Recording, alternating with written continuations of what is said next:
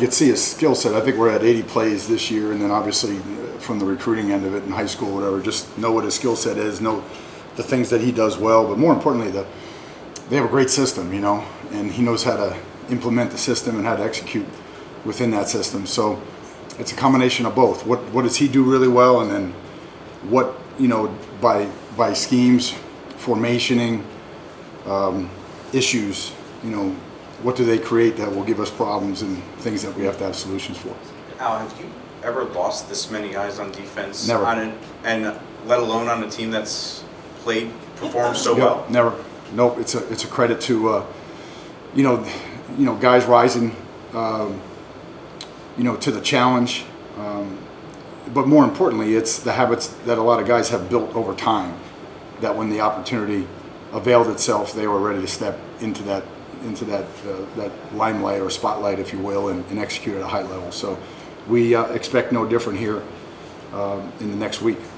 Coach, kind of building off what he asked about Georgia, their quarterback, and what did you see in that SEC championship game, the backup quarterback? Oh, just the way the guys rallied around him, and again, he's got moxie.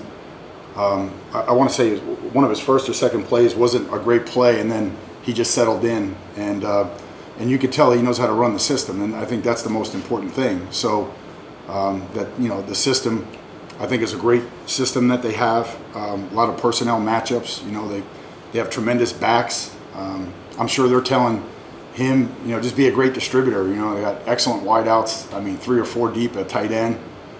You know, 3 deep at running back, and all 3 of them present a different challenge. So, offensive line is strong, probably the biggest we've seen. So there's ample talent around him, and I'm sure they're just telling him he doesn't have to do it all himself. And being able to play an SEC team that was back-to-back champions just a few years ago, I guess, what's the mindset on facing a team like this? Is this just another great football team, or what's the outlook? Well, I think for us, we're just focused on what we can control today. You know, in our Monday practice, we'll leave all the outside noise for everybody else. At the end of the day, they've made the journey that we're trying to make. You know, they've made that climb, and if there's any side note, that would be it.